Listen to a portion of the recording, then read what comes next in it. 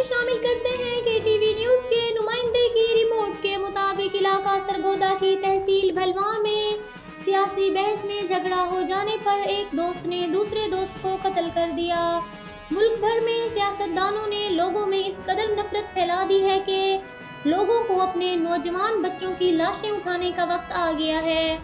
سیاستدانوں کی وجہ سے گلی محلے میں لڑائیاں ہونے لگ پڑی ہیں۔